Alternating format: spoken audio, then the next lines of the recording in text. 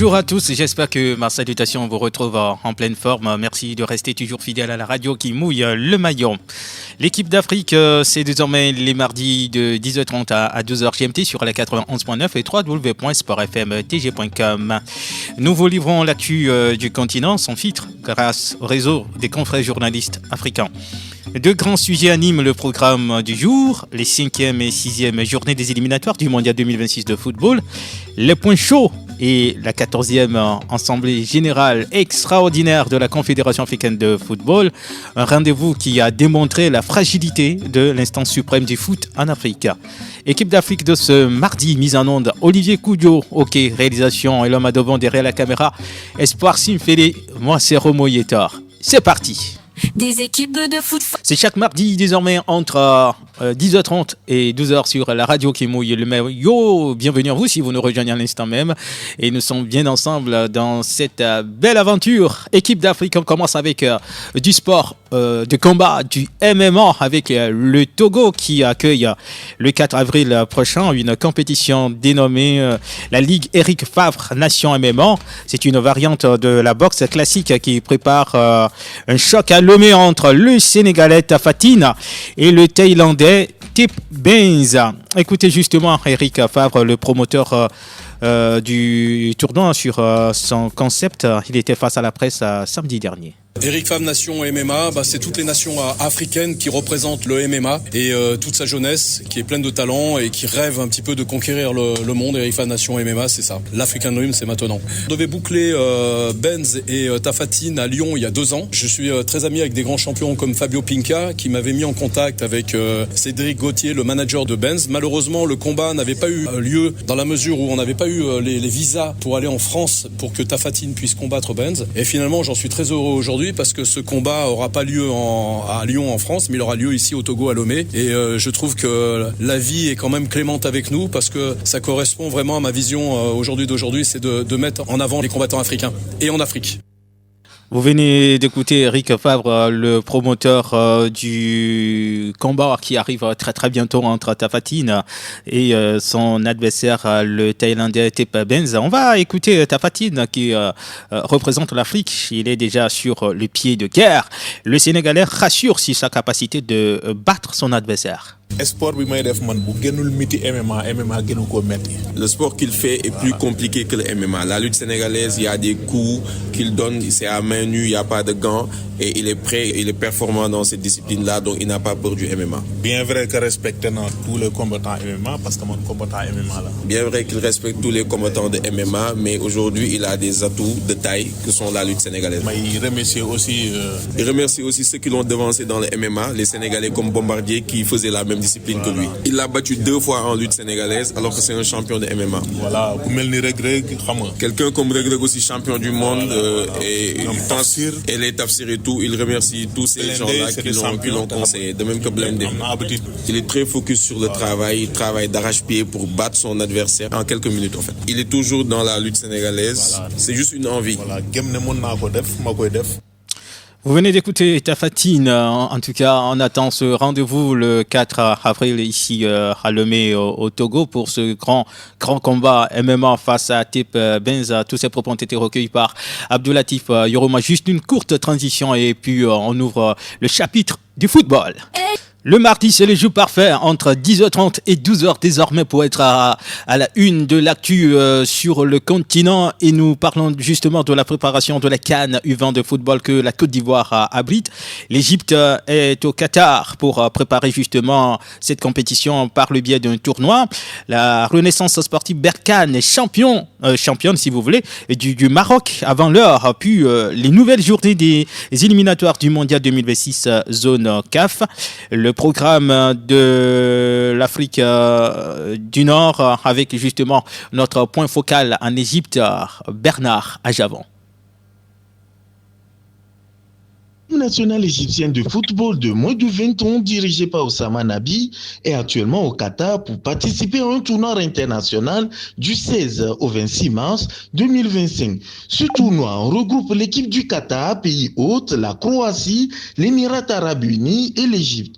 Pour ce dernier, c'est un tournoi de préparation en prélude au championnat d'Afrique des Nations des moins de 20 ans qui se tiendra en Côte d'Ivoire du 26 avril au 18 mai 2025. L'équipe nationale égyptienne rentre dans l'arène de ce tournoi le 19 mars contre le Qatar, le 22 contre l'Émirat arabe unis et le 26 contre la Croatie. La renaissance sportive de Berkane a marqué l'histoire en décrochant son premier titre historique du champion du Maroc après un match nul, un but partout. Ce résultat, lors de la 25e journée du championnat du Maroc, a permis à Berkane d'être sacrée officiellement championne avec 60 points et 15 points d'avance sur son dauphin l'Asfa de Rabat à 5 journées de la fin de ce championnat. Il faut noter que tout au long de cette campagne 2024-2025, Berkane a affiché une régularité impressionnante avec 18 victoires, 6 matchs nuls et une défaite contre FAT Union Sport. Cette consécration offre à l'AS Berkane une qualification historique pour la Ligue des champions de la CAF Total Energy la saison prochaine. La 5e et la 6e journée des éliminatoires de la Coupe du Monde 2026 commence en Afrique du Nord ce mercredi 19 mars 2025 avec la Tunisie qui se déplace au Libéria pour le compte du groupe H. 21 mars, l'Algérie en déplacement va se mesurer au Botswana dans le groupe G. Dans le groupe A, l'Égypte va rendre visite à son homologue éthiopien et le Maroc va être reçu par le Niger sous le chaud soleil pour le compte du groupe E. Pour le compte de la 6e journée, la Tunisie dans le groupe H reçoit le Malawi le 24 mars alors que le 25, l'Égypte, l'Algérie et le Maroc vont recevoir respectivement la Sierra Leone, la Mozambique et la Tanzanie. Avant ces 2 journées, l'Égypte et la Tunisie sont premiers du groupe A et H avec 10 points respectifs. Et dans le groupe E, le Maroc est premier avec 9 points. Même point pour l'Algérie, premier du groupe G. Bernard Ajavon du Caire pour l'équipe d'Afrique. Merci à vous, cher Bernard, notre point focal dans l'Afrique du Nord, qu'il est au Caire. Et cette fois-ci, nous allons faire le tour du continent avec des confrères journalistes sur place. Et notre premier point de chute, c'est bien sûr le Niger. Nous sommes à Niamey chez Martin à Radio. Bonjour Martin. Bonjour Roméo, bonjour à tous nos confrères en ce moment. La ville est belle, justement, à Niamey actuellement avec, on va dire, l'élection de notre Pelé. Effectivement, nous avions souhaité que la fumée blanche s'échappe des toits de Niamey et finalement, elle s'est échappée de la plus belle façon que Pelé est désormais partie du conseil de la FIFA à compter de cette assemblée générale extraordinaire de la CAF. Alors, au départ, on craignait la situation qui ne serait pas favorable à Djibrila, mais à l'arrivée, le colonel-major, ça n'est bien sorti. Mais finalement, qu'est-ce qui a milité en son élection? Qu'est-ce qui a tourné en sa faveur? C'est vrai que les craintes étaient loin d'être des craintes infondées, parce que vu la configuration dans laquelle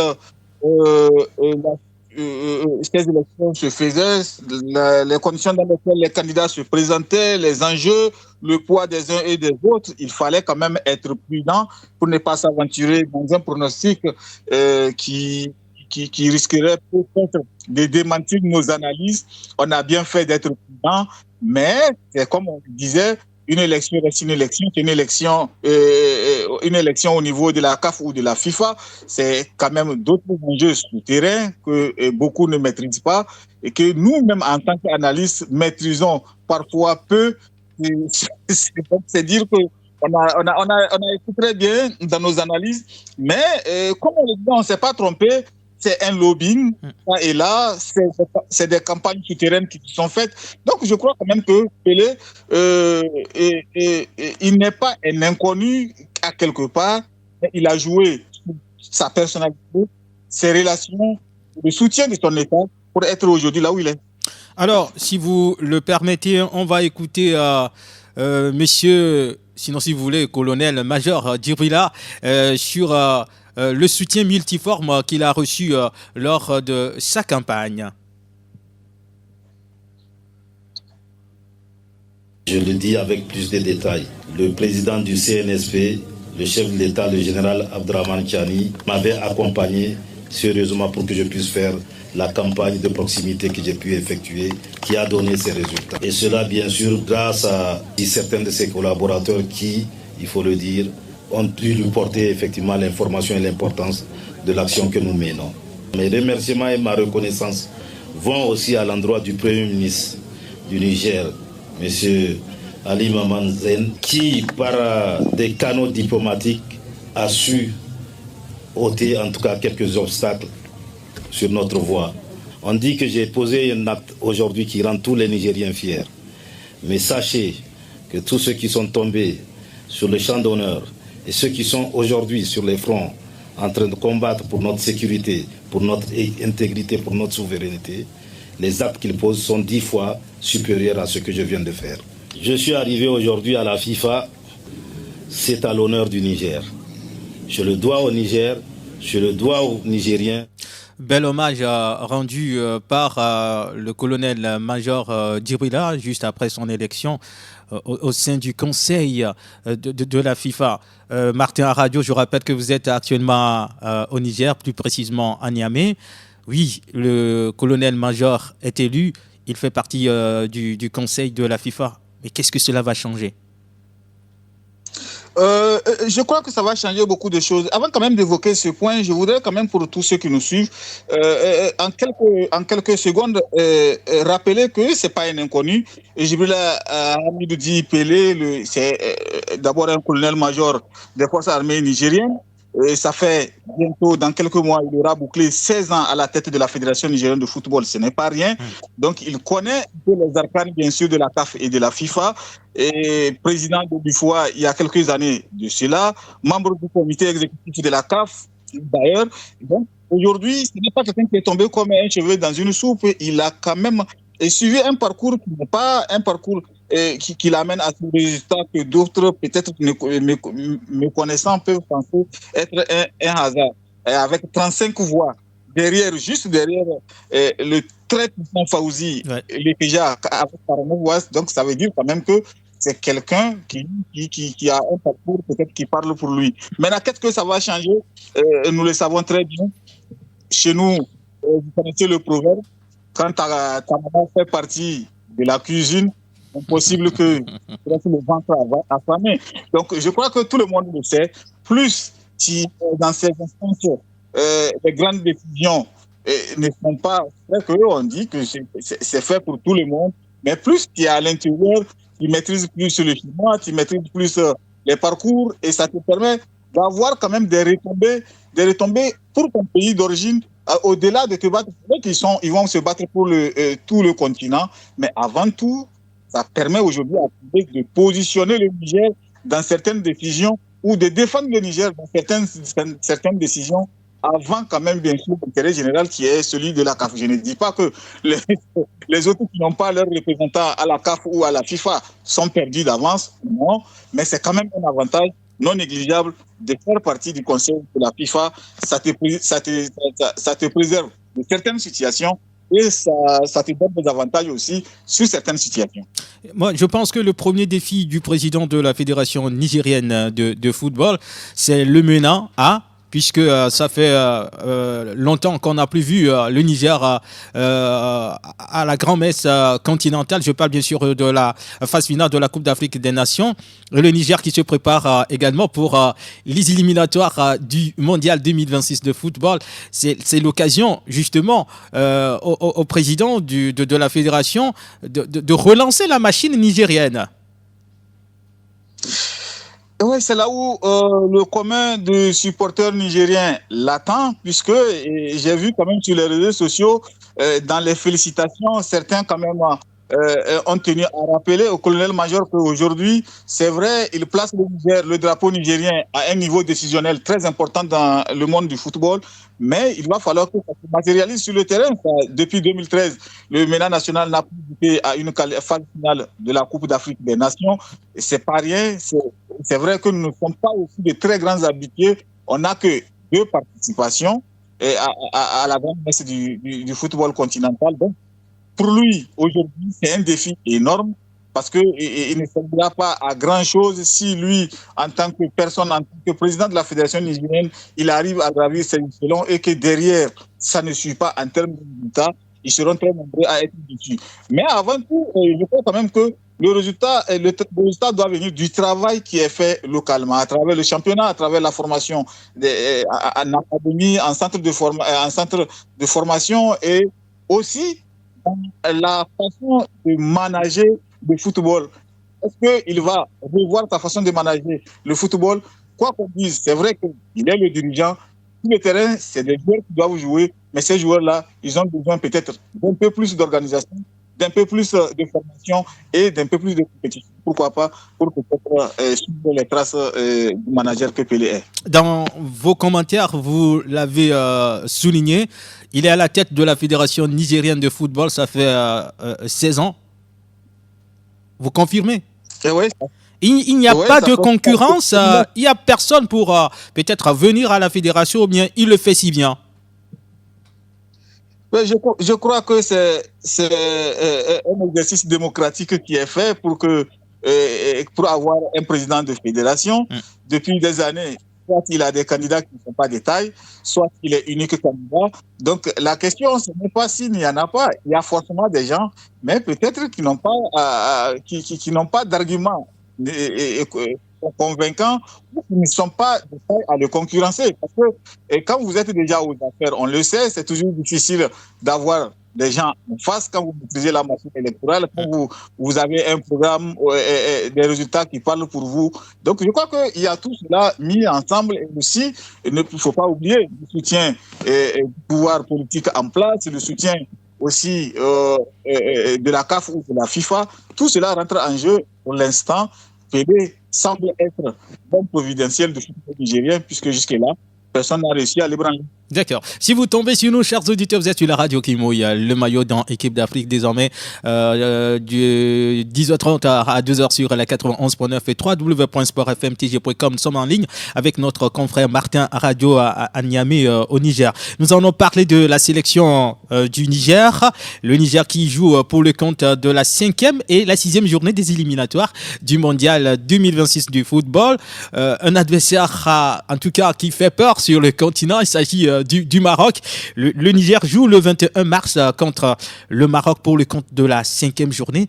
Déjà, qu'est-ce qui se fait, la dernière actualité de la sélection nigérienne? Alors, après la publication de la liste officielle par le sélectionneur Badou Zaki, le Marocain Badou Zaki, on aura un coach marocain qui jouera contre son pays.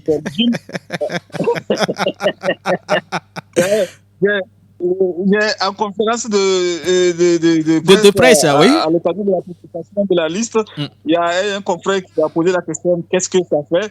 Et je murmurais dans les oreilles d'un confrère, j'ai dit ça fait gros, tu es partagé, tu te retrouves dans une situation où tu as la moitié de ton cœur qui est ton pays d'origine et l'autre moitié qui est le pays que tu as adopté.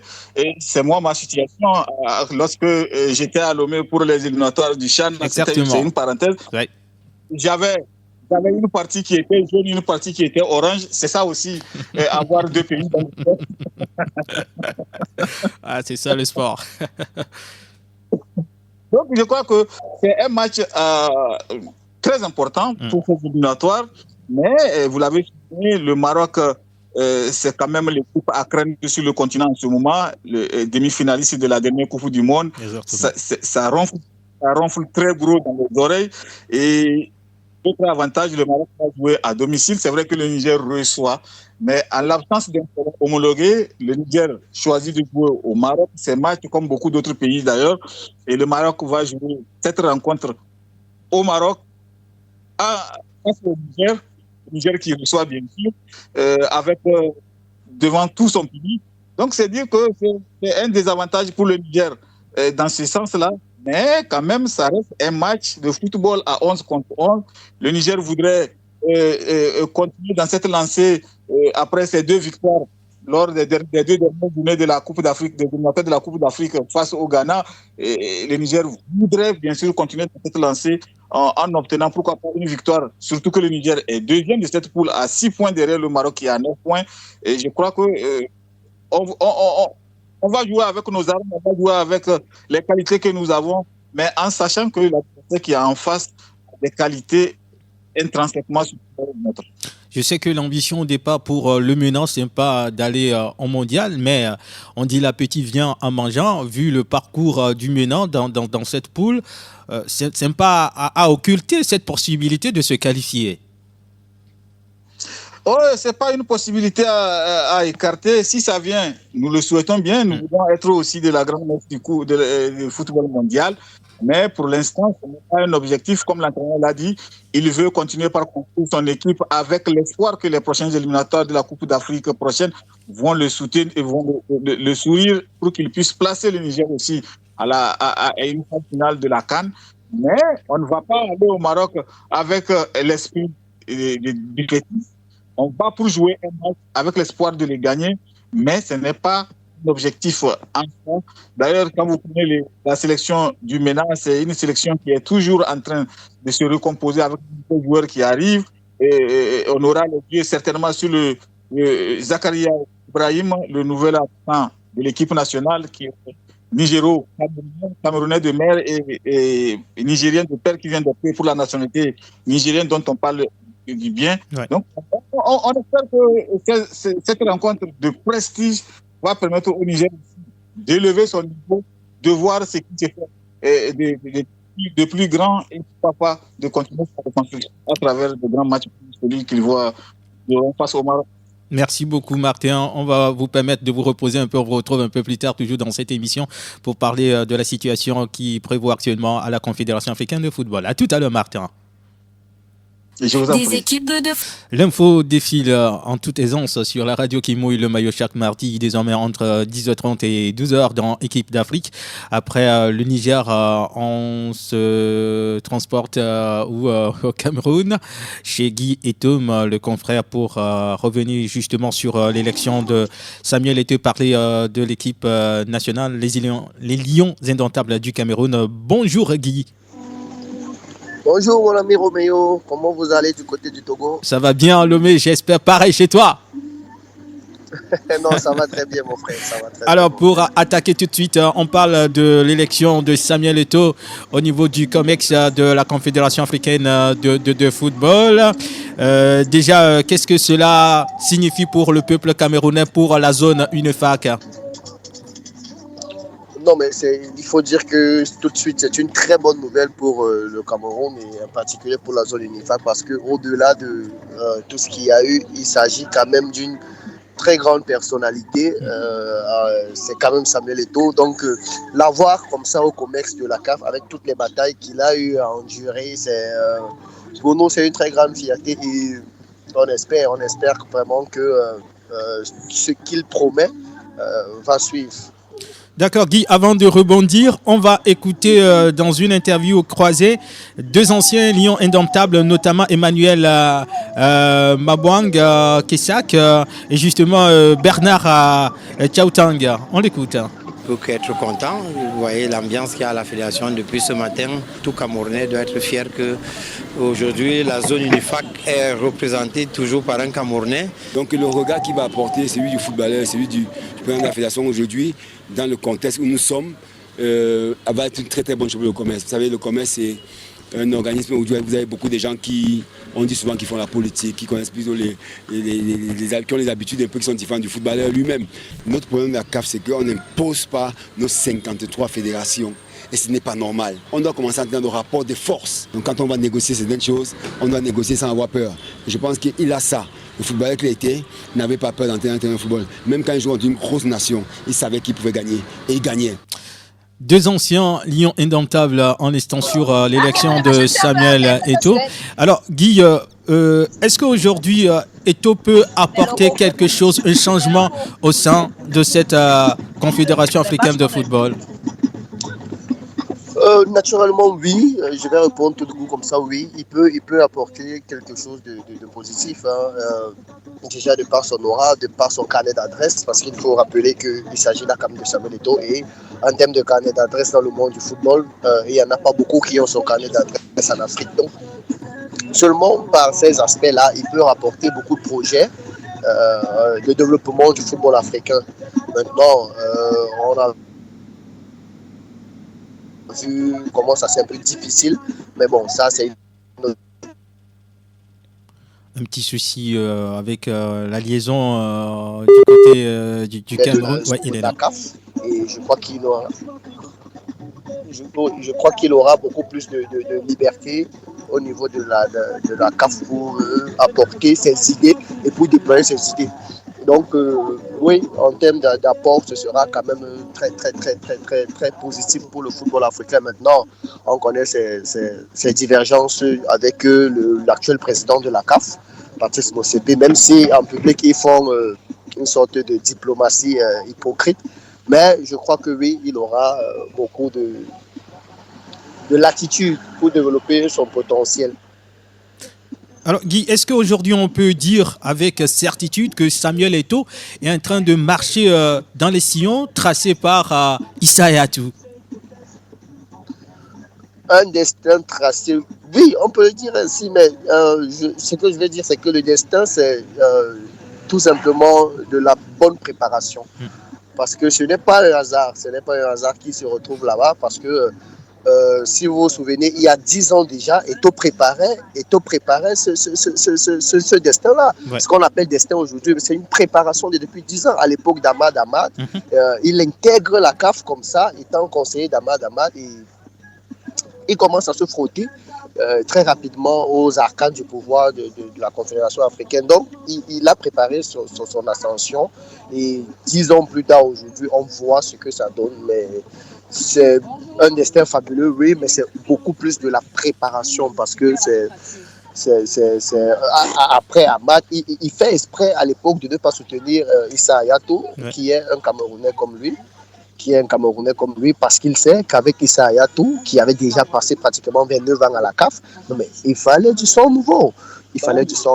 Et il a supporté le malgache et il a intégré directement les arcanes du pouvoir de la CAF. Après, comme ça ne suffisait pas, il vient à la FECAFOOT. Mais le passage à la FECAFOOT, c'était peut-être aussi pour développer le football camerounais, mais le but de son passage à la FECAFOOT, c'était de préparer son arrivée à la CAF.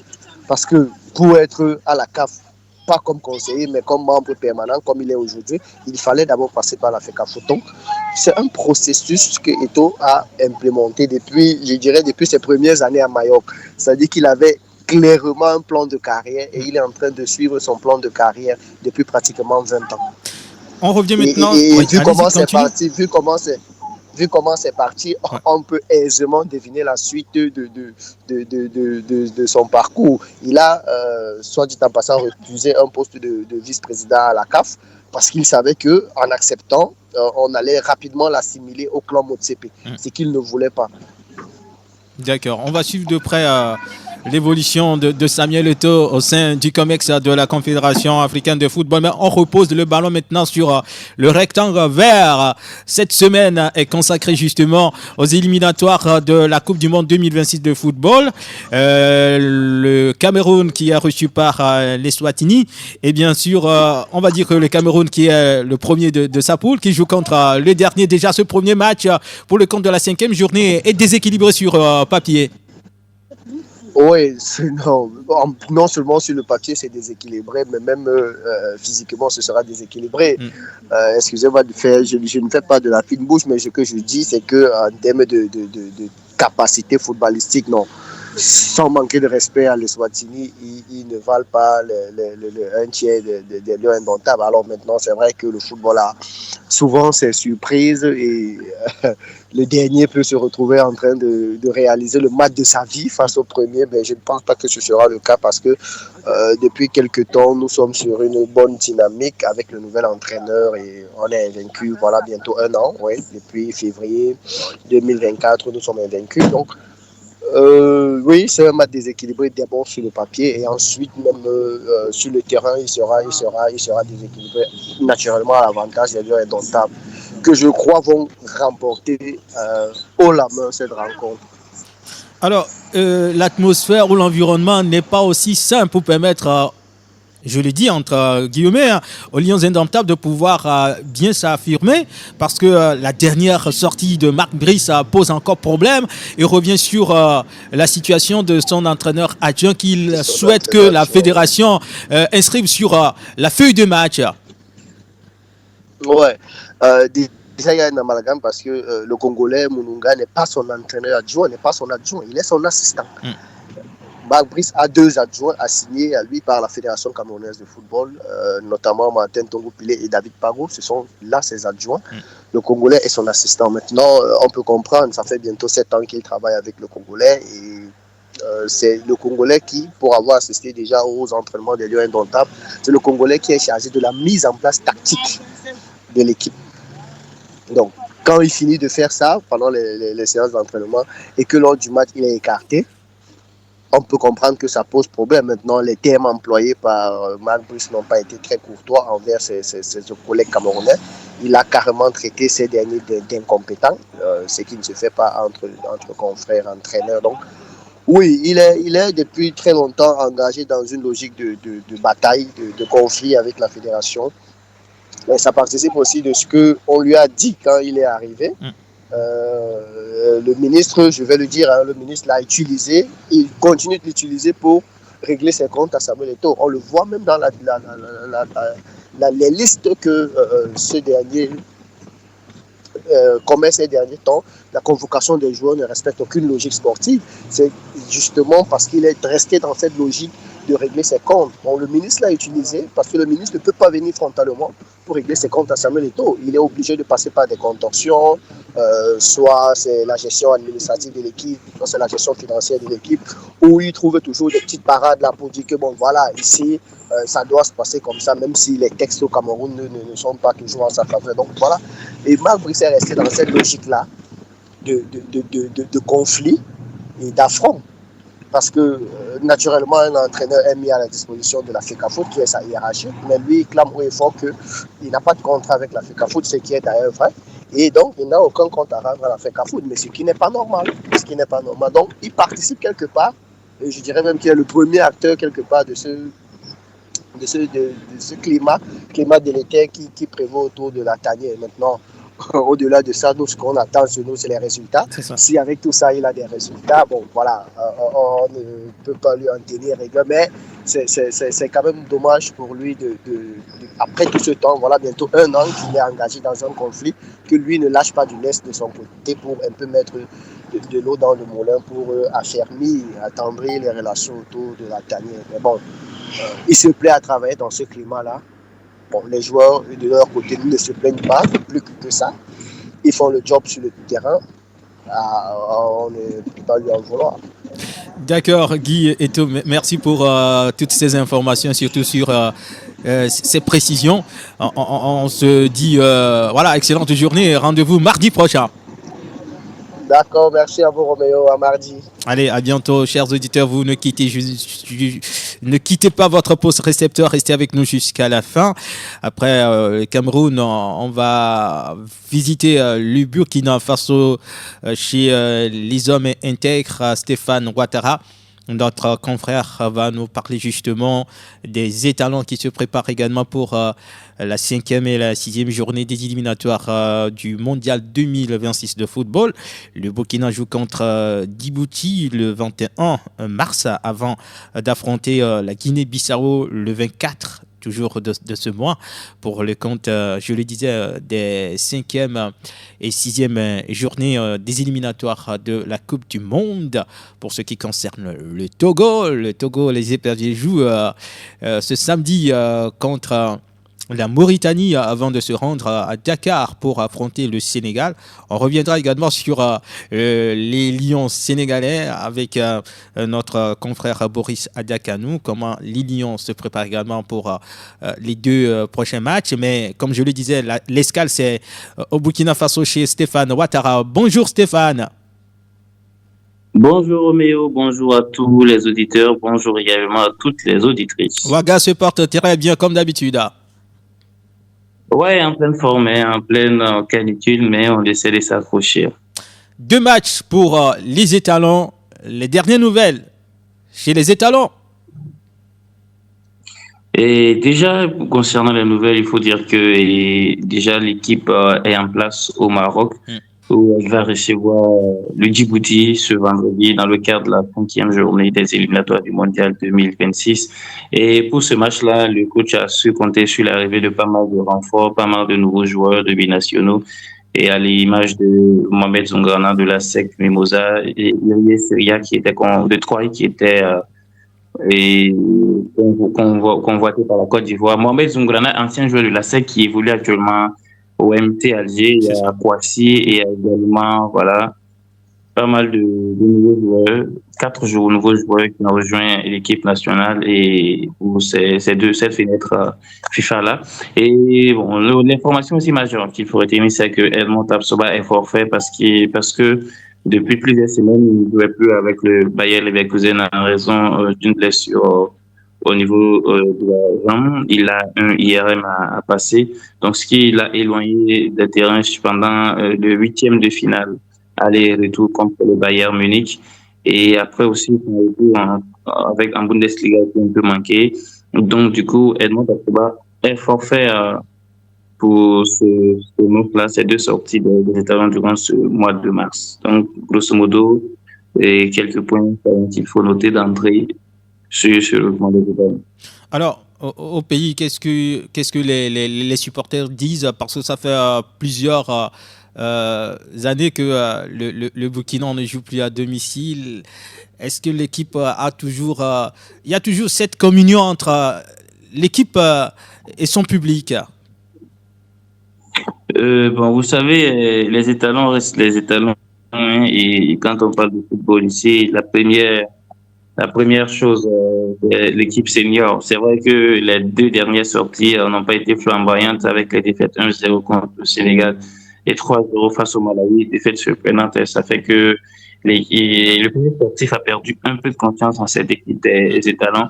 Mais n'empêche, il n'y a pas le lien n'est pas rompu. Voilà, on a confiance.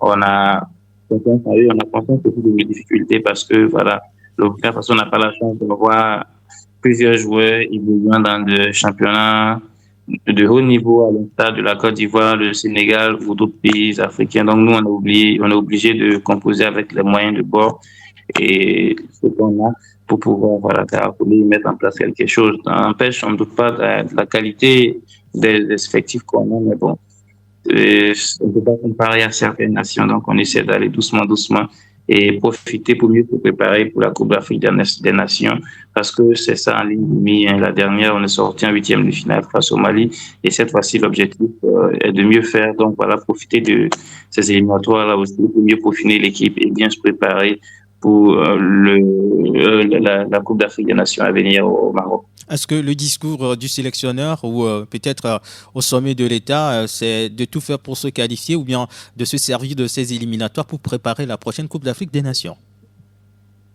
Et déjà, pour les éliminatoires, pour le mondial, mathématiquement, le Burkina Faso n'est pas encore sorti, même si il est 3e avec à 5 points du leader, qui est l'Égypte. Oui. Que déjà, il y a encore assez de matchs à jouer et il y a un match retour encore à négocier face encore à l'Égypte. Donc, ça fait que mathématiquement, tout est encore possible. Maintenant, il ne faudrait pas se leurrer. Hein. C'est difficile de voir une équipe comme l'Égypte faire une erreur alors qu'elle avait avec 5 points. Maintenant, c'est de faire tout possible pour bien négocier ces 2 matchs-là contre la Guinée-Bissau et Djibouti. C'est prenable. Emmagasiner le maximum de points et voilà, récupérer au moins la 2e place parce que ça sera bien pour la confiance. Et voilà, en 2e position aussi, comme je le disais, voilà, on profite de cette partie, on arrive à faire des bons résultats durant cette trêve. Ça va renforcer le capital confiance, surtout pour les échéances à venir, pour le mondial et pour la CAN, voilà, je veux dire, à venir. Alors, pour situer les auditeurs dans cette poule A, nous avons l'Égypte, la Guinée-Bissau, le Burkina Faso, la Sierra Leone, l'Éthiopie et Djibouti. Naturellement, la deuxième place devrait revenir aux étalons. Ouais, naturellement, mais vous savez, le moment où le Burkina Faso a commencé ses éliminatoires pour le mondial, l'équipe était en souffrance avec l'absence de joueurs, car à l'instar, par exemple, de pas Issa Kabore, mais Bertrand Traoré, Hervé Kofi, Soudayo, vous voyez, vous en avez 3 titulaires, 3 joueurs cadres dans une équipe comme la nôtre, alors que on n'a pas assez de joueurs qui gagnent le maxi de temps de jeu sur le plan africain international. Ça rend la tâche encore plus difficile. Donc, du coup, cette gangrène, ce problème-là au sein de la Fédé des étalons a fait que, on n'a pas su négocier les 2 derniers matchs, surtout on peut comprendre la défaite face à l'Égypte, défaite 2-1. Mais le match nul contre la Sierra Leone, alors qu'on mène 2-0, ça, c'est inadmissible. Mais bon, vous savez, parfois aussi, c'est bien de sombrer, c'est bien de sombrer, faire des erreurs parce que ça permet de corriger ce qui ne va pas et de revenir, dire encore plus fort. Donc, je pense que c'est surtout ça. Comme on dit dans le jargon, à quelque part, on répond. Et maintenant, c'est de profiter sur ce temps mort-là pour devenir encore plus fort. Merci, bonne chance aux étalons, Stéphane. Merci Roméo, plaisir partagé et agréable semaine. Merci, à très bientôt. Chers auditeurs, ça fait plaisir de vous savoir toujours à l'écoute de la radio qui mouille le maillot. Restez avec nous, avec toute l'équipe d'Afrique. Nous continuons le tour du continent après le Burkina. On va à Dakar, au Sénégal, pour parler justement des Lions du Sénégal avec Boris Diakhano sur place à Dakar. On reviendra sur surtout l'arrivée de ce joyau, de cette pépite. Bonjour Boris Diakhano. Bonjour bonjour à tous les auditeurs, à toutes les auditrices de la radio qui mouille le maillot. D'accord. La première bonne information pour les Lions, c'est l'arrivée finalement de Diao qui a dit oui à la sélection sénégalaise. Effectivement, Hassan Diao, en tout cas, on le surnomme le tube de l'été, hein? Non, de l'hiver plutôt. Le tube, vraiment. Au niveau de la série italienne, a finalement dit oui au Sénégal et le dimanche d'ailleurs, il a rejoint la terre sénégalaise où il est aujourd'hui avec la sélection nationale, joueur tant commenté par tous les Sénégalais et qui était également sur les tablettes de la sélection espagnole, a finalement décidé de rejoindre les Lions de la Teranga et il a dit à son arrivée, il était très très heureux, il a tout simplement parler du choix du cœur, du choix de qui il fallait pour la famille. Il y avait beaucoup de Sénégalais qui l'attendaient. Il a dit que c'était un choix difficile, car j'aime l'Espagne et le Sénégal, mais c'est le meilleur choix pour moi et ma famille. Tous les Sénégalais, que je sois ici, je vais me battre pour le Sénégal. Je suis désolé pour ça. Il faut le dire honnêtement parlant. Aujourd'hui, c'est vrai qu'il y a beaucoup de binationaux qui jouent, des Africains qui jouent avec les sélections européennes, mais Assam Diao, entendre Assam Diao en tant qu'international espagnol, ça ne sent pas très bien. C'est comme si, par hasard, Roméo, on entend parler d'un certain Zelensky Malinovski qui joue pour la sélection sénégalaise. Ça ne sonne pas vraiment bien. Donc, aujourd'hui, c'est tout simplement naturel, c'est tout simplement normal. Assam Diao, qui est sénégalais 100%, décide de défendre les couleurs de son pays. Est-ce que tout de suite, Pape Thiaw va lui confier une clé au niveau de la sélection, bien on va lui laisser un temps pour s'adapter à la culture, à l'environnement ou à tout? Non, il faut tout simplement le dire. La première des choses, c'est qu'il va forcément jouer contre le Soudan le 22 prochain et après contre le Togo. Pape Thiaw compte vraiment sur Assane Diao. Il a tout simplement dit s'il le fait venir actuellement, c'est parce qu'il compte vraiment sur lui, c'est parce qu'il veut tout simplement assurer la transition. Vous êtes sans savoir, il y a Sadio Mané qui prend de l'âge, qui n'est plus vraiment performant en club, mais à chaque fois qu'il vient en sélection, il essaie toujours de sortir le grand jeu. Aujourd'hui, la sélection est beaucoup plus ouverte et offensivement devant, il y a de la place, il faut le dire. Nicolas Jackson, il est bon, il y a ces autres-là, ils sont nombreux, et devant, ils sont tous là, ils sont bons, mais avec Assane Diao, ce qu'il est en train de pondre de l'autre côté de la Serie A italienne, il faut noter qu'il sera tout de suite mis dans le bain, il va jouer de grands rôles, et l'objectif, c'est qu'il soit prêt, qu'il s'habitue déjà au rouage, à tout ce qui tourne autour de la sélection, avant décembre, où il y aura pour mission d'aller décrocher la Coupe d'Afrique des Nations 2025. Donc, dès maintenant, il faut s'assurer qu'Assane Diao va jouer un bon rôle. Ok, pour ce qui concerne le reste de l'équipe, quel est l'état d'esprit pour les 2 prochains matchs? Ah ben non, c'est la joie. Les joueurs, ils ont commencé des préparatifs et tout va très bien. Il faut noter qu'à part Assane Diao qui a commencé son entraînement pour la première fois avec les Lions de la Teranga, il y a également Cheikh Niass, le milieu défensif du Hellas Vérone, qui a rejoint qui est désormais international sénégalais. C'est pour la première fois. Et la surprise, en tout cas, de ce groupe, c'est Richard Sagnan, un joueur de la 2e division sénégalaise, au niveau peut-être de l'AS Douanes, un attaquant qui a eu tout simplement la manne du ciel avec la convocation de Pape Thiaw. Il est très très content, il est très heureux, il a dit, il a souffert, il a galéré et c'est très rare de voir un joueur de la 2e division, pas européenne, mais du Sénégal, en tout cas sur le plan local, rejoindre la sélection nationale. Et pour le moment, il y a tous les joueurs. Il y a Lamine Camara de l'AS Monaco qui a dit haut et fort qu'il était très heureux pour le joueur de l'AS Douanes. Et tous les autres qui étaient là, qui sont là, les cadres qui sont là, l'entour de jouer le coup d'éloge. C'est dire que la sélection sénégalaise est ouverte à tous les joueurs. C'est un message fort que Pape Thiaw envoie à tous ceux qui sont, à tous ceux qui évoluent en Ligue 1 sénégalaise ou en Ligue de sénégalaise. Sur le plan local ici, il y a la place, il est un entraîneur qui veut tout simplement compter sur les meilleurs joueurs et tant que vous vous battez, vous avez votre place. On sélectionne l'ambiance qui est. Ça ne veut pas dire tout simplement que ce sont seulement les stars qui seront là à 100%.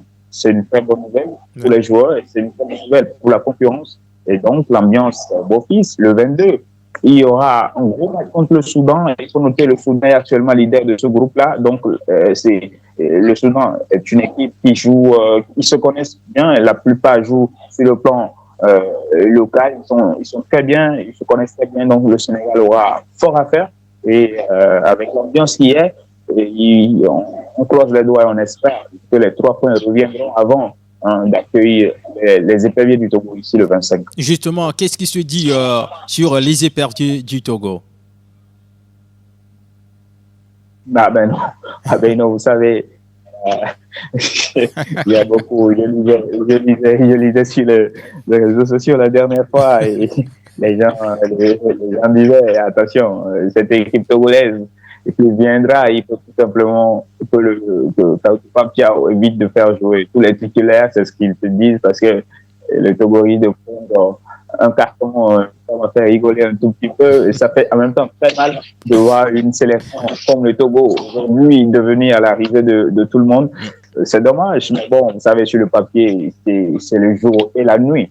Même si le football se joue à 11, aujourd'hui, le Sénégal a pris un grand pas une longueur d'avance assez abyssale sur les éperviers du Togo, avec tout ce qui se passe autour de cette sélection-là, où il n'y a plus vraiment de leader, à part Dieng Dakonam, qui est le seul à porter haut le flambeau du Togo au niveau de la Liga. Voilà, les autres joueurs, franchement, voilà, c'est compliqué, c'est vrai. le Togo va venir, mais franchement, il faut noter que les Sénégalais ont beaucoup plus peur du Soudan que du Togo. D'accord. Merci. Vous revenez un peu plus tard, Boris Adakanou, pour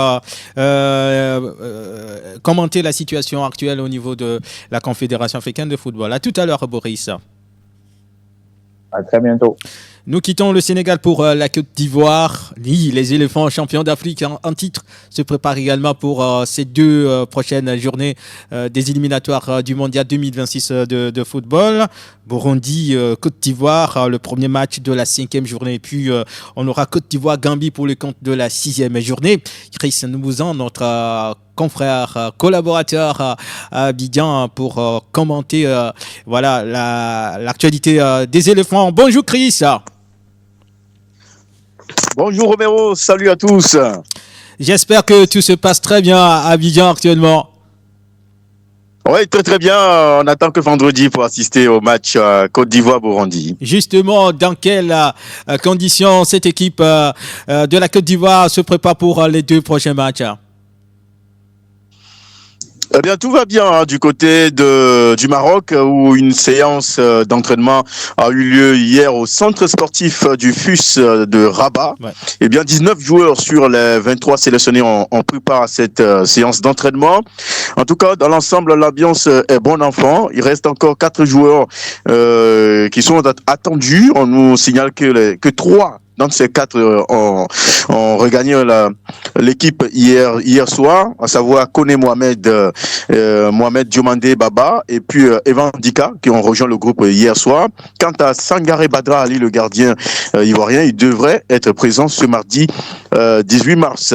Il faut également noter la visite de l'ambassadeur de Côte d'Ivoire au Maroc, au QG des éléphants, à l'hôtel Four Seasons de Rabat. Voilà, ce lundi, son excellence Lamine Ouattara, qui est venu lui apporter son soutien aux éléphants et leur en tout cas rassurer que toutes les conditions sont réunies pour que l'équipe puisse évoluer dans de bonnes conditions. On sait que la Côte d'Ivoire aujourd'hui présente une équipe assez forte. Quand on regarde le nombre incalculable des joueurs professionnels de la Côte d'Ivoire, on se demande est-ce que la Côte d'Ivoire va rater la prochaine Coupe du Monde. Mais ce qui peut-être peut constituer une petite peur, c'est les derniers matchs des éléphants lors des éliminatoires de la CAN 2025 de football. Certes, la Côte d'Ivoire s'est qualifiée, mais avec des matchs assez compliqués vers la fin. Exactement, un match compliqué, défaite contre la Sierra Leone, défaite contre la Zambie. En tout cas, ces 2 matchs-là ont jeté un coup de froid sur la population ivoirienne. D'ailleurs, avant le match face au Burundi, les gens sont dubitatifs. On se pose beaucoup de questions parce que la plupart des joueurs ivoiriens, certes, ce sont des grands joueurs qui ont remporté récemment la Coupe d'Afrique, mais plusieurs d'entre ces joueurs ne sont plus titulaires au niveau de leur club. Beaucoup reviennent de blessures et on se demande si réellement ces joueurs-là pourraient répondre aux attentes de Mercé Faye. Maintenant, vu l'expérience emmagasinée par ces joueurs-là, ça devrait normalement passer face aux équipes qui ne sont pas vraiment de grosses écuries sur le continent, à savoir le Burundi et la Gambie. Mais attention, ce sont des équipes qui savent jouer bas, qui savent jouer regroupées, alors que la Côte d'Ivoire a du mal à jouer contre des équipes qui ferment le jeu. Et donc, beaucoup se posent la question si vraiment Emerse Faé et ses joueurs pourront trouver la clé pour décanter la situation quand ces équipes là peut-être ne sortirait pas ou ne ferait pas le jeu comme cela se devrait. En tout cas, pour l'instant, la Côte d'Ivoire est sur la bonne voie, leader de sa poule. Naturellement, l'équipe va vouloir capitaliser sur ses acquis pour garder la première place. C'est vrai, on n'a pas noté la question là, mais je vais vous la poser.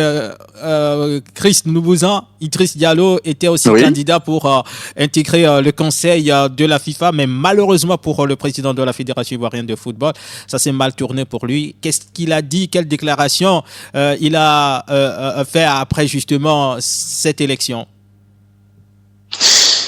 Ben, ça a été une grosse déception pour lui parce que voilà, il avait tout mis en place. Également le gouvernement ivoirien qui a fait du lobbying pour que le président de la fédération ivoirienne de football puisse intégrer le comité exécutif de la CAF. Malheureusement, ça n'a pas pris. On le sait tous que c'est pas forcément les critères qui sont suivis ou qui sont respectés par moment. Il y a d'autres choses qui entrent en cours de jeu.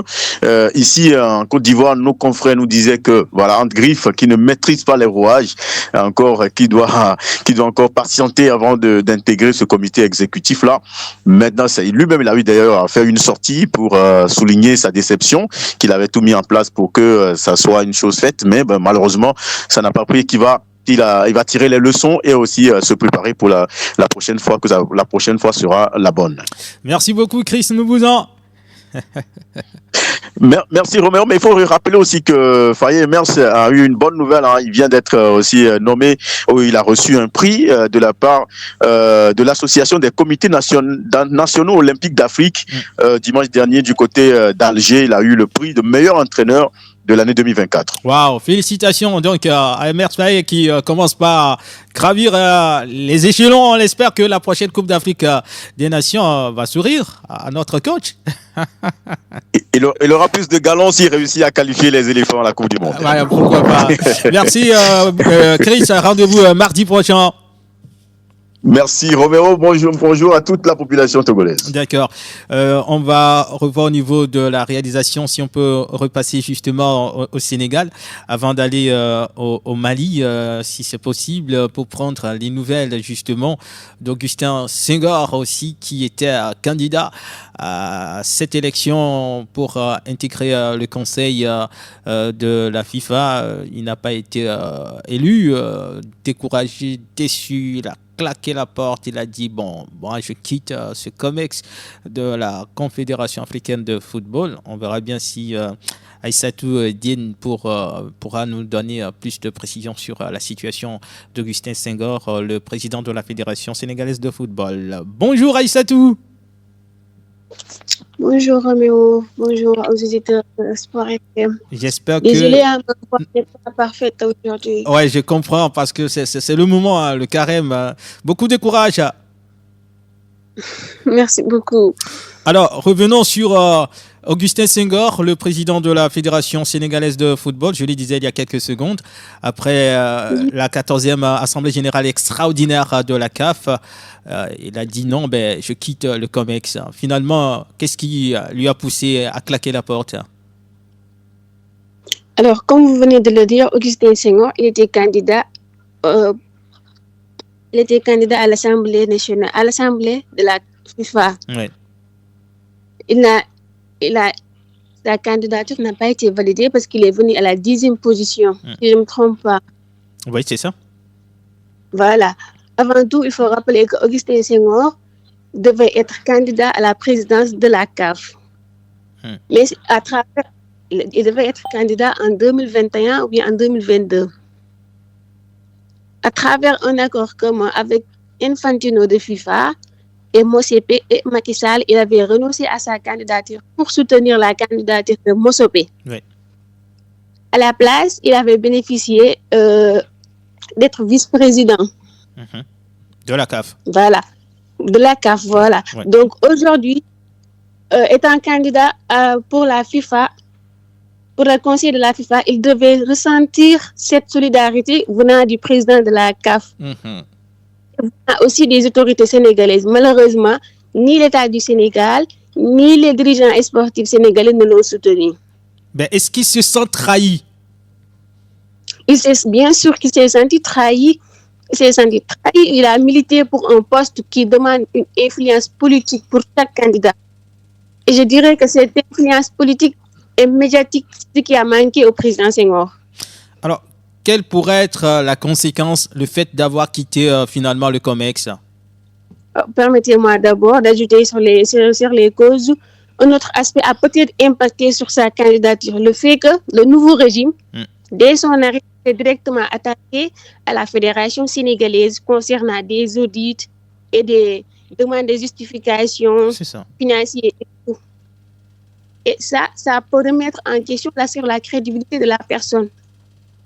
D'accord. Voilà. Maintenant, concernant les conséquences, être membre du Conseil de la FIFA et siéger dans l'instance qui prend les décisions stratégiques pour le football mondial. Aujourd'hui, si Augustin Senghor quitte la CAF, il n'est ni à la CAF ni au FIFA. Ça veut dire que le Sénégal n'est représenté. Le Sénégal va se retrouver absent partout.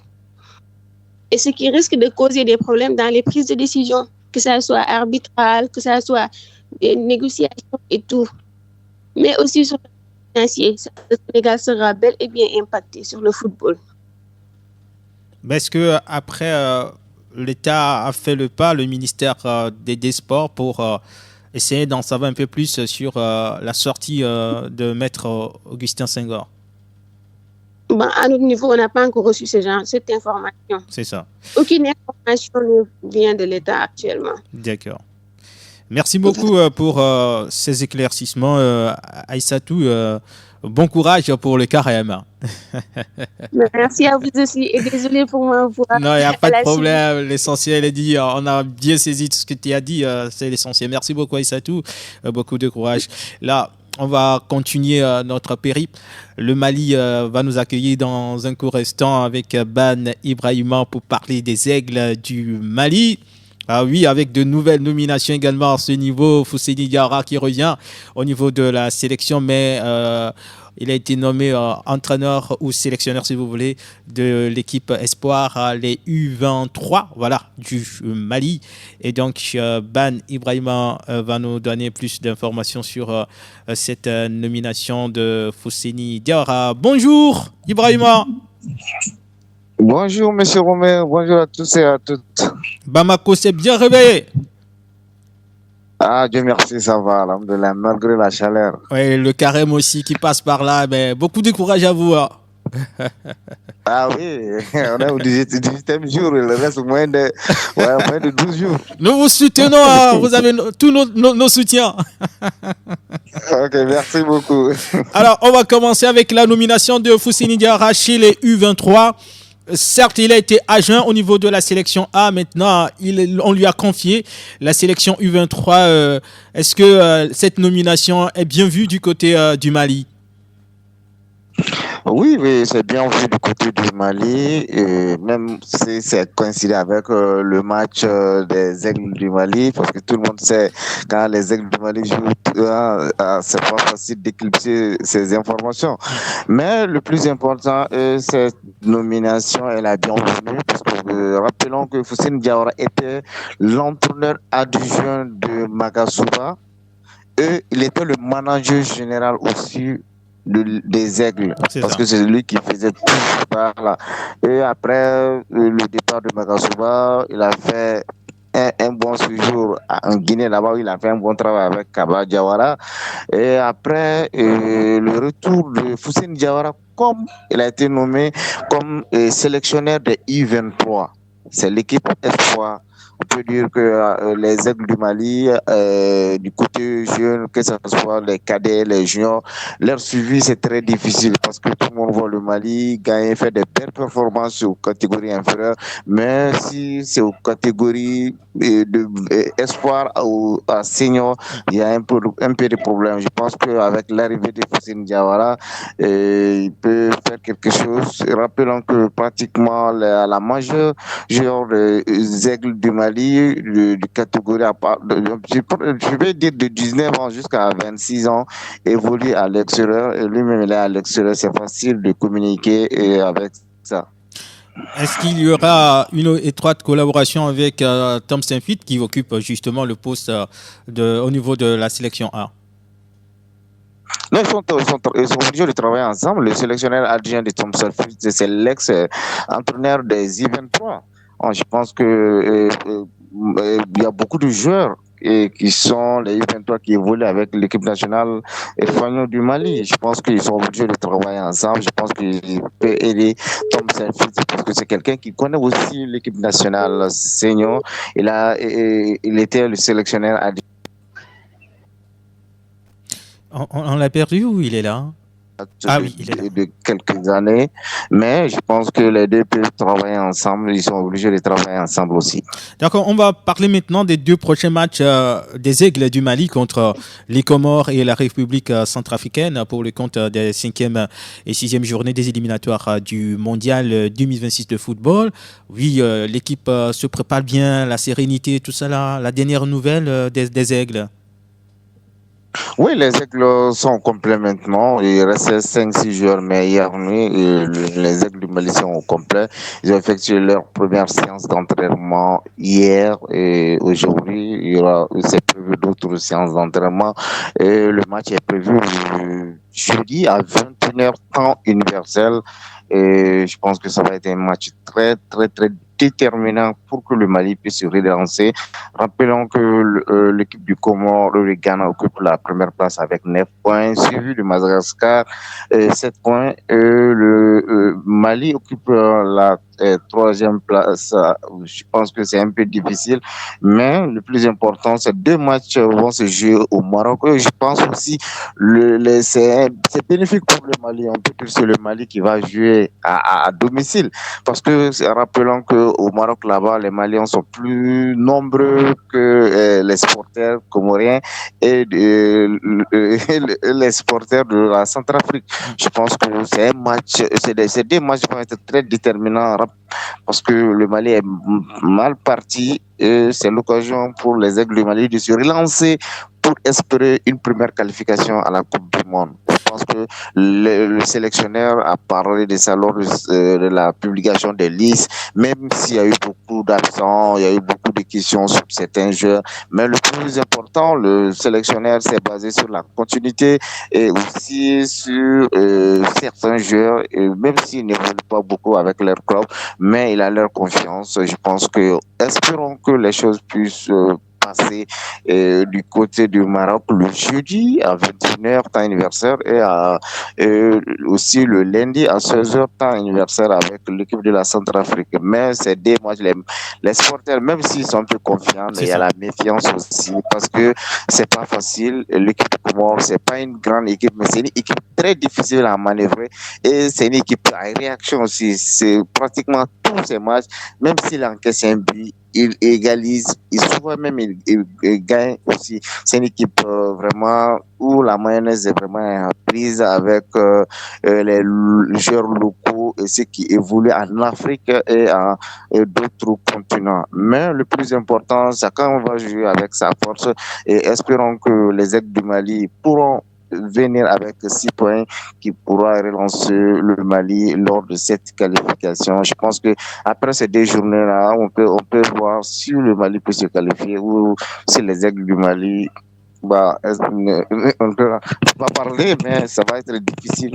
Il n'y a pas de petites équipes et toutes les équipes se valent. Parce que on peut dire maintenant chacun travaille du côté avec les académies jusqu'à maintenant jusqu'au haut sommet, mais ce n'est pas facile. Et le plus important, chacun veut gagner. Le match peut être difficile, mais le plus important c'est la victoire ou le match nul. N'espérons pas aussi qu'il peut avoir la défaite parce que c'est le football.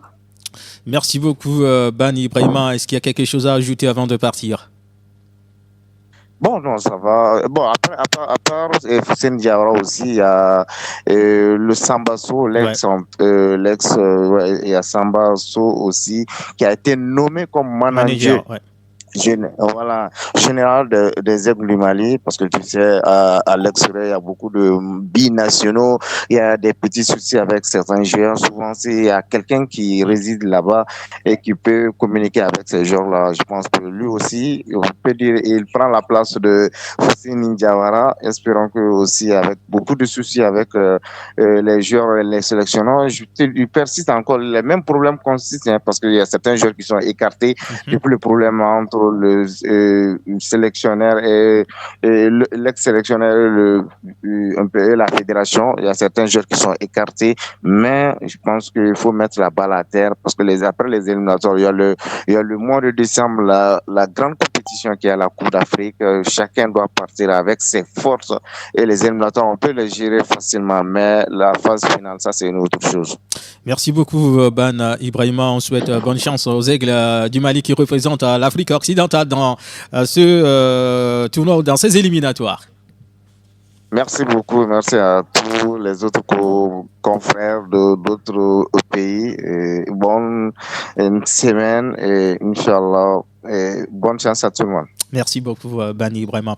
Chers auditeurs, juste une petite pause, le temps de retrouver nos deux collaborateurs. Au Niger, nous avons Martin Radio et à Dakar au Sénégal. Nous avons Boris Adakano pour parler justement de cette situation créée au niveau de la CAF après la 14e Assemblée Générale extraordinaire. Restez avec nous.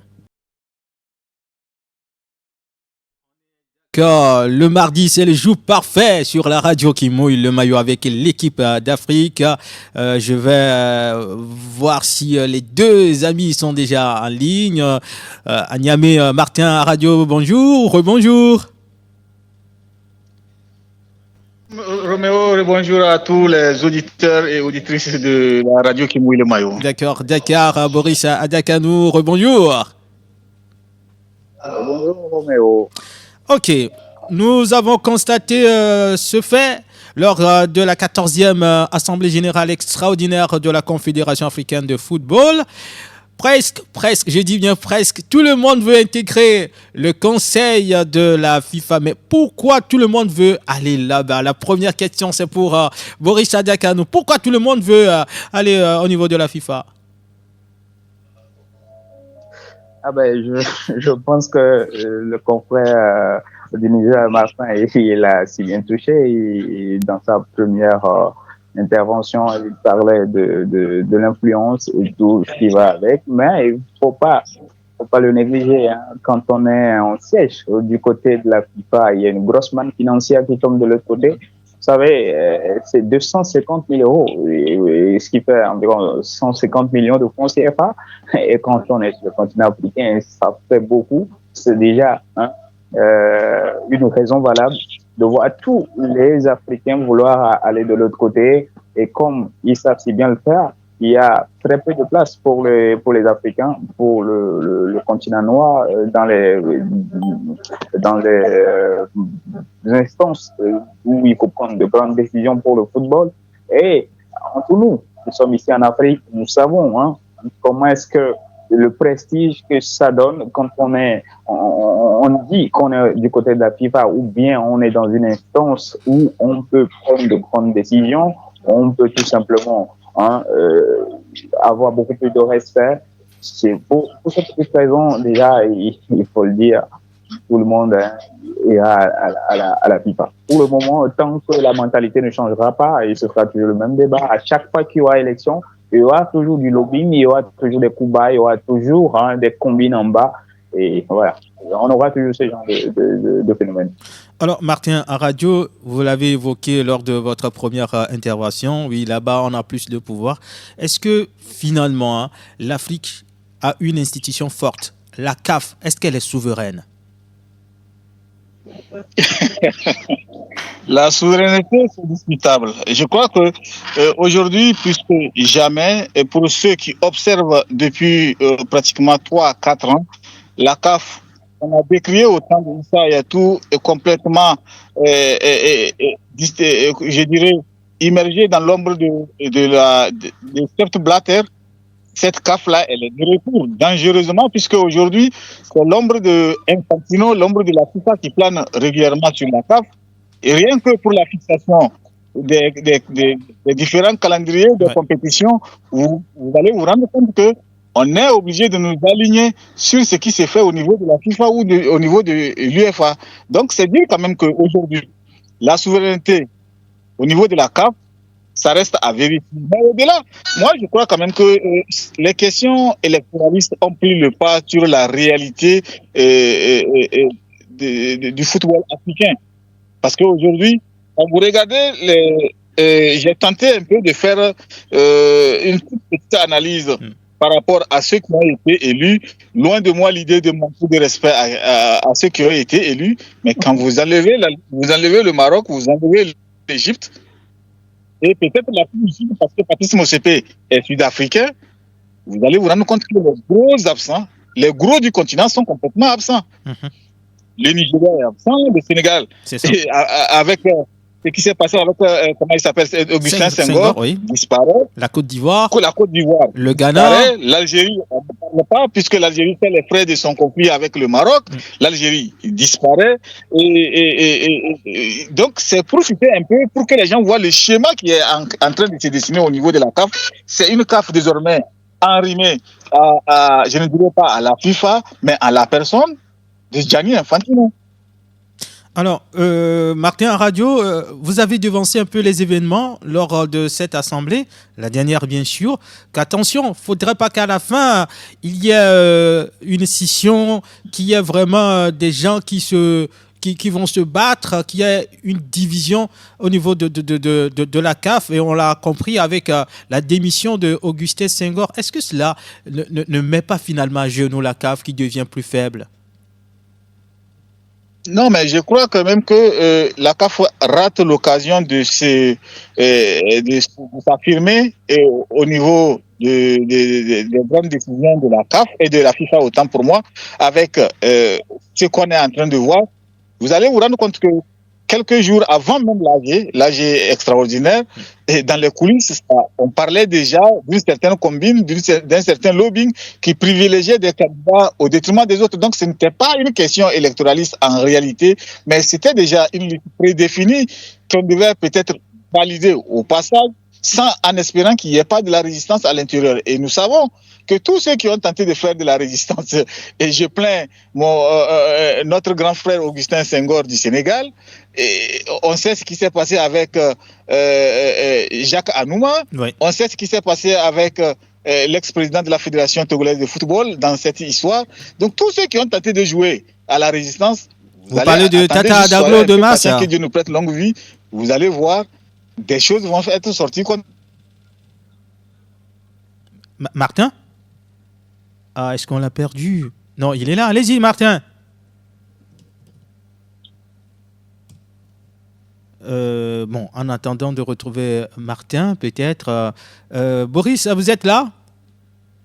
Bien sûr, je suis là. D'accord. Martin parlait tout à l'heure de Augustin Senghor. Est-ce qu'il y a véritablement danger le fait d'avoir quitté le COMEX ?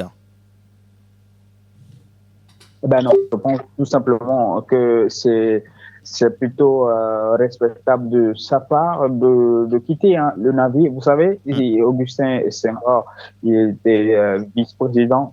Et avec ce qui s'est passé, c'est une mer à boire, c'est une humiliation. Il a tout simplement dit après cette élection, c'est un vote qui a manqué clairement de clarté. Il a dit les votes étaient bloqués de façon, et la façon dont les noms sortaient, ça n'empêche pas qu'il y ait des consignes. Il y a forcément eu des consignes, les noms revenaient sur chaque bulletin, et quand on voit, on sait que quelque chose a été préparé, et il dit j'accepte la volonté divine et la vérité des urnes. Donc il a préféré partir haut, en tout cas la tête haute, plutôt que de rester dans ce comex-là, où il y a forcément aujourd'hui de nouvelles têtes. Et le confrère du Niger a tout simplement dit, Gianni Infantino, depuis qu'il est là, il se bat tout simplement pour avoir la main libre de prendre des décisions qu'il veut. La CAF a tout simplement échoué. La CAF est en train, en tout cas Patrice Motsepe aujourd'hui, a prouvé une nouvelle fois encore qu'il est à la solde de Gianni Infantino. On a vu avec quand il fallait décider pour la Coupe du Monde des clubs et la CAN 2025, la dernière fois, on a vu tout simplement comment est-ce que la CAF a été balayée par la FIFA. Aujourd'hui, avec Augustin Senghor qui est parti, avec ce qu'il dit, je pense tout simplement que la CAF a pris un coup, et il faut le dire. Malgré tout cela, ce ne sont pas les dirigeants qui jouent au football, ce sont les footballeurs, et tant que le Sénégal continue à travailler, pas faire l'effort, pour mettre les joueurs dans les meilleures conditions. Quand on ira sur la pelouse, il y aura forcément le Sénégal ne disparaîtra pas. Même si Augustin Senghor n'est plus là, le Sénégal ne disparaîtra pas sur l'échiquier continental. Au contraire, ce sera une nouvelle motivation pour notre cher Augustin Senghor de se battre pour la sélection sénégalaise, pour tous les clubs sénégalais, pour tout le pays, pour tout le Sénégal, parce que vous savez, le Sénégal se bat, c'est un pays souverain, et tant qu'il n'y a pas de clarté au niveau de la CAF et tout, on sera à la merci des Européens, et c'est le continent africain qui perd largement, quoi. Alors, Martin Aradio, merci d'être revenu. C'est cette question, est-ce qu'aujourd'hui, l'entrée de Samuel Eto'o au niveau du COMEX est un espoir pour le football africain? Je crois que l'arrivée de Samuel Eto'o à l'intérieur de la CAF va être beaucoup plus un problème qu'ils vont tenter de régler très tôt, parce que c'est le point de nature qui va être difficile à contrôler. D'ailleurs, vous voyez, son arrivée n'a pas été aussi tranquille. C'est ça. C'est d'une suspension à la tasse et de la tasse, et il revient à la tasse. Ça veut dire qu'on ne lui a pas facilité l'arrivée. Donc, Samuel Eto'o est plus aujourd'hui une voix à craindre à l'intérieur de la CAF. Et même là, est-ce qu'il a la question que moi je préfère que les gens se posent, est-ce que Samuel Eto'o a les moyens de jouer la résistance, étant donné que même à la maison chez lui, il a des problèmes pour gérer tranquillement. Donc aujourd'hui, dans tous les cas, Samuel Eto'o, il est au milieu de deux eaux. Soit il privilégie la stabilité de sa fédération, il va se tenter de se soumettre le temps, peut-être, de s'enraciner à l'intérieur de la CAF, sinon très tôt, quelle que soit la force qu'il aura, quelle que soit la puissance extérieure qu'il aura, ils vont tenter de les déstabiliser. Parce que pour l'instant, pour beaucoup, il constitue un problème. Alors, Martin Aradio, est-ce que vous êtes d'avis ou bien du côté de ceux qui pensent qu'il faut rendre le football aux footballeurs? Oui, mais il faut rendre le football aux footballeurs, je suis d'accord. Mais il ne faut pas leur donner ça aussi sur un plateau d'argent. Aujourd'hui, ils font combien? Et quand vous captez les grandes chaînes internationales, ouais, qui vous retrouvez? Ce sont ces anciennes gloires du football africain qui sont devenus des consultants ça et là. Exactement. Ce football-là leur a donné tellement que je pense que vous ferez mieux aujourd'hui de rentrer et de retourner ce que ce football-là les a donné à travers leur investissement dans le football local. Il faut commencer par là. Tant qu'ils ne vont pas s'investir dans le football local, ça va être difficile de changer les choses. Parce qu'aujourd'hui, ceux qui dirigent, si vous regardez, vous les prenez individuellement, c'est des anciens diplomates, c'est des juges, c'est des militaires, c'est des gens qui sont d'une profession qui n'a rien à voir avec le football et qui sont dans le football et qui dirigent d'ailleurs le football, bien ou mal, c'est aux uns aux autres de le juger. Mais ce que j'ai dit, pour que les footballeurs reprennent la main, il va falloir qu'ils s'impliquent, qu'ils apprennent aussi à prendre des coups. Parce qu'on ne peut pas venir prendre une fédération juste parce que j'ai été ancien footballeur, j'ai pris une fédération. Il va falloir accepter prendre des coups, passer par les différents chemins, qu'ils soient rocheux ou sablonneux, pour arriver d'abord au niveau des fédérations. Et par cela, ils vont changer certaines situations qu'on déplore au niveau de la CAF et de la FIFA. Alors, cette dernière question pour Boris Adakanou à Dakar au Sénégal. On sait que Fatmata Samoura a été au niveau de la FIFA. Est-ce que sa venue au niveau de la FIFA a plutôt fragilisé l'Afrique? C'est une Sénégalaise, il faut le rappeler. Est-ce qu'il est là? Boris Adakanou? À défaut de Boris, je retourne la question à Martin. Bon, je crois que je ne saurais dire avec exactitude l'impact de son départ sur la CAF, mais je dirais quand même que, quoi qu'il en soit, elle est un produit d'Infantino elle-même. Elle a été imposée au niveau de la CAF, c'est comme aussi l'actuel secrétaire général de la CAF, ouais, Monsengo. Donc, ce sont des produits d'Infantino.